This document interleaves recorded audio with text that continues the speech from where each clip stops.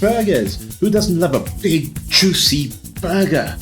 This week, the Spill the Beans crew caught up with the Burger King himself, Ren Yi Chin of MyBurgerLab, and we bring you a very special episode about burgers, how you can make them and eat them at home. Hi, I'm Ren Yi, one of the co-founders of MyBurgerLab. We've been around for about 8 years almost. Hopefully, there's more years to come. The MyBurgerLab belongs to everyone. We actually have a takeaway home kit that allows people to have their own MyBurgerLab experience at home. So every home right now is a potential MyBurgerLab franchise, at least for a day. All right, so today I'm going to show you what you can do with our BurgerLab at home kit. With the kit, it comes with 4 buns, a few sauces. We have our green salsa, red sauce, and egg sauce.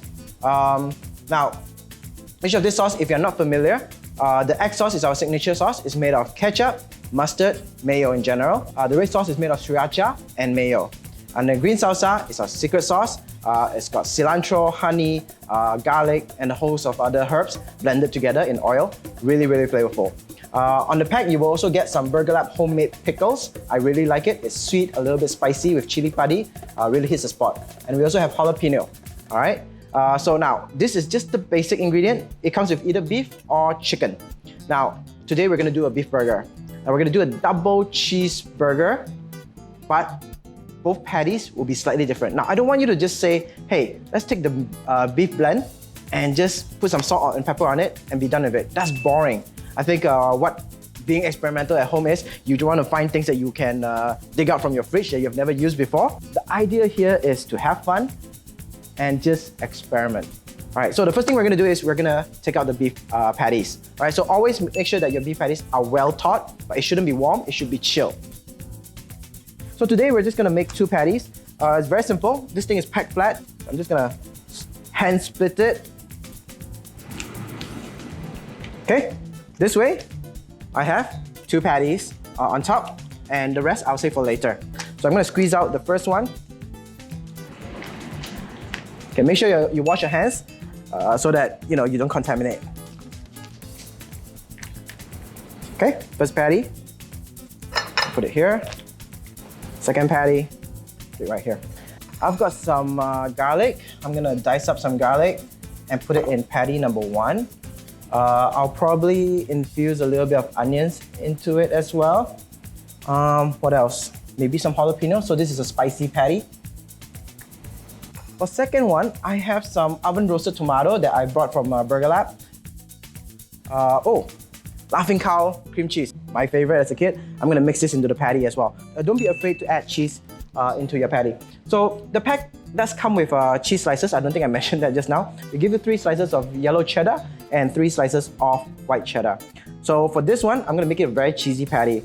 So I'm gonna just roll it up. Again, I'm not a chef. I'm just an engineer who loves to cook. So please pardon my knife skill or how I hold my knife. All right, so we have a little bit here. All right, as for this one, I'm just gonna chinchang it. So let's start with the garlic. Usually I would have a food processor and then you just blend everything. That makes things a lot easier. Okay, all the chefs are gonna be laughing right now. Wait, how do I do this? Okay. So again, you're adding this into the burger patty, so you want it to be really fine. So I'm gonna dice it again later on. All right, so we have this. So I'm gonna mix all of this in here as well. If you have 2 knives, you can go ahead and just chop everything together. So I've seen chefs with 2 knives and go ta ta ta ta ta ta ta. So we're gonna make our first patty. The beef patty blend is already well mixed. It's already slightly seasoned with salt. Technically, you don't need to work on it too much. What I'm trying to do today is just try to bump up its flavor. So there's garlic, there's onion, there's jalapeno in here. I'm just gonna wrap it up and then I'm gonna work on it. Now, you don't want to work on your meat too much or put too much of your temperature onto the meat. It's gonna become very chewy afterwards. So we have 1 patty ready.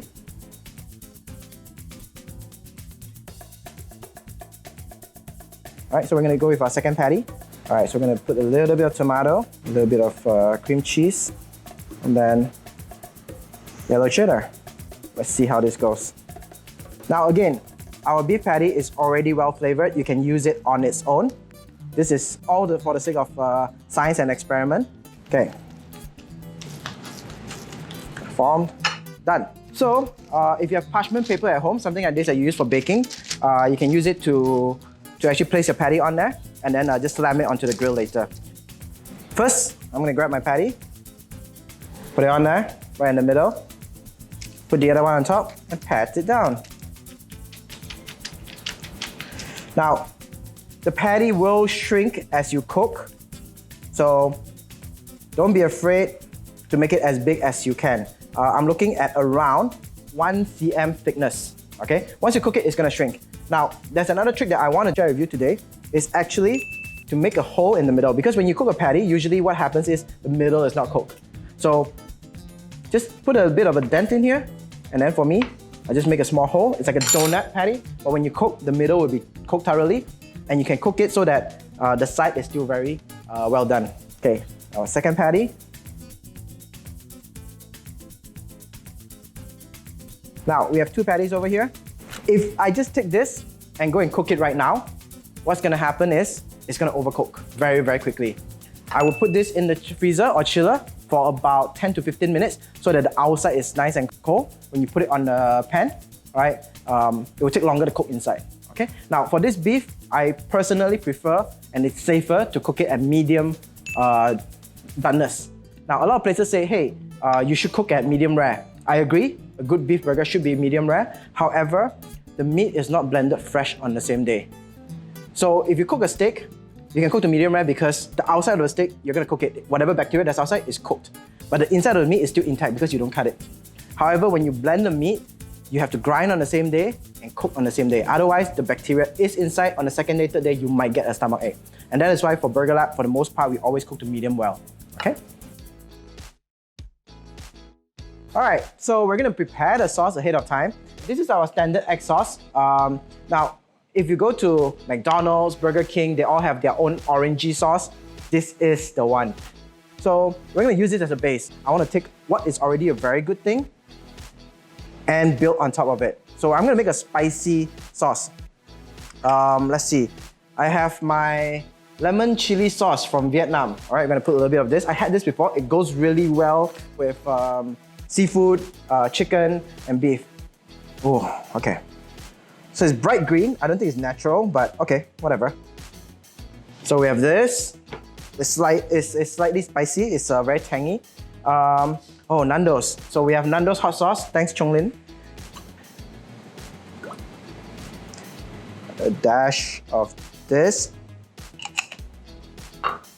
And then let's have some Tabasco. Okay, so we're gonna just a few dash. Come on. A few dash. All right, Tabasco. Again, as you can see, I'm not measuring a single thing. I don't give a because we're having fun. All right, this I bought at a bazaar. It's called La Casse Chili Mates Premium Handcrafted Classic Shrimp Flavor. I add this to everything. So we're gonna add a bunch of this, and it's really crispy, so it's gonna give a bit of a bite to your sauce as well. Okay, I'm gonna add a bunch of this. Okay, done. Okay, these companies better pay me some royalty fee. Oh wait, or should I pay them? How does it work? All right, we're gonna mix it all together. There you go. It looks scary. All right, cameraman, you wanna come over and try this? Take a bite, or camera woman? Oh my god, that's so good. All right, so the sauce is done. I think everyone gave their thumbs up. We're gonna go in the kitchen and cook the burger. So to start off, you need to have a really hot pan. So the pan that I got here is actually an IKEA pan. They didn't sponsor me to do so, but hopefully after this they will. It's not a cast iron pan, but it's got a very thick bottom, so which means that the heat really stays long. So crank up the fire. It's gonna be a good 4-5 minutes before it starts smoking lightly, and that's when you know you want to put the patty on. So now the pan is hot enough. You can see a little bit of smoke coming out. It's time for the patty to go on. So you can hear the nice sizzling sound. That's exactly what you want to hear. Don't be afraid of it. That means that the patty is forming a nice crust on the outside. You will see oil or beef fat slowly to leak out. That's normal. So the cooking time is about 1 minute to 1 minute and 10 seconds on each side. But again, That depends on the level of heat that you're using. Feel free to lift up the patty a little bit to check if there's a crust. Now, you don't want the crust to be black in color. It should be golden crispy brown, as they would call it. Now, the middle of your pan will usually be hotter than the outside. So feel free to move the patty around because it's a non-stick pan, so that should be easy, so that the meat on the outside is cooked the same as the meat on the inside. Alright, never press on your patty. If you press on your patty, what's going to happen? The juice is going to leak out. What I'm doing here is just putting a little bit more surface area on the patty by poking on it a little bit. This way there are a lot more ridges. When you sear the beef, you're going to have a lot of crispy edges. So I'm going to teach you a little trick here. In-N-Out has a burger called Animal Style. So what they do is they actually put mustard on the patty and then cook it on the underside. Now mustard, just a fun fact, does not burn under high heat. Tomato or ketchup does. So please be careful. Mustard is okay, don't go putting ketchup, you're going to have a burnt patty. So you can see the crust here is nice and brown and a little bit dark. Not a problem there. Now we're going to put 2 slices of cheese, 1 yellow and 1 white cheddar, and they will melt naturally over the heat. So another minute plus on one side. Once the time is up, you can take one patty up and flip it onto the other, and then the cheese will melt naturally. Set it aside, let it cool down, and then you work on grilling your toppings. So you can put fresh tomato, fresh onion, no problem, but that's boring. I want to make something a little bit different and using the flavor that is extracted out of the beef to continue cooking more. So I've poured out the extra oil on the side. I purposely left a little bit of oil on the pan. That is, again, is beef fat. Alright, so it's very, very flavorful. So I have a trick to share here. If you want a nice fluffy buns, most of the buns that you buy from the supermarket, they are good, but they tend to be a little bit dry. So one trick that you can do is actually to put a little bit of water on top of the bun, just a little bit. Just like that. Okay, and then you put a little bit more beef fat and then you place it down on the pan. It's going to sear really nicely, and the steam generated from the water that you put on the bun is going to steam the bun from within. I add a little bit of water there just to create a bit of steam under so that it doesn't dry out. So the buns are nicely toasted. You can see a nice little crust on it. So what you want the bun to be is fluffy on the top and crispy crusty on the inside. So this is how you do the one pan burger. So as you can see, nicely charred, very crispy. I don't know if you can hear it. I have the best buns. Alright, now at the same time, it's super fluffy. That's what you want in a good bun. When you bite into it, it's got that fluffy cloud-like texture, and then in the middle, you get that crunch. Alright, so we're gonna layer it with sauce. Let's start with some spicy sauce. So we have our red sauce, which is sriracha and mayo, very addictive.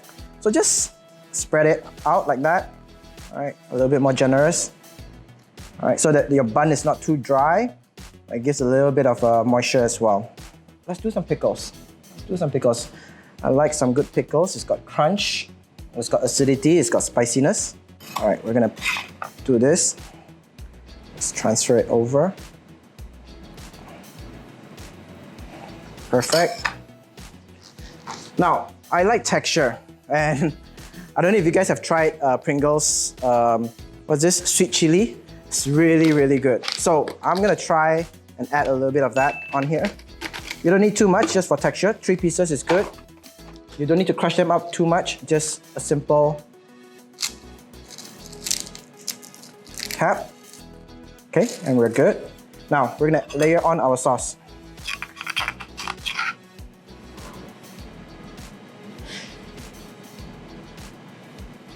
Okay, this is gonna be a flavor bomb, it's gonna be an umami bomb. It's gonna be a spicy bomb, whatever it is, it's gonna burn a hole in the down under. Now, I'm really salivating just looking at it. Okay, so just a little bit of this. So we want the sauce here, it's just so that this doesn't fall off. So just, you know, go for it.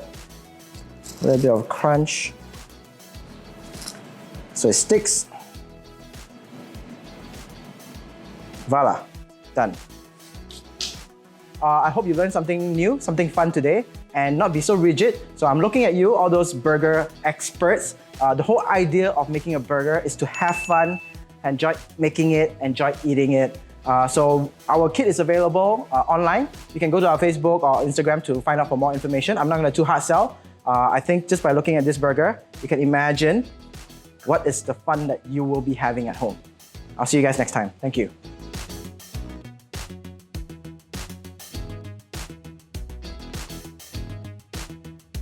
In the next episode of Spill the Beans, Michelle of Inside Scoop teaches us how to make fried ice cream. Stay tuned and don't forget to click subscribe.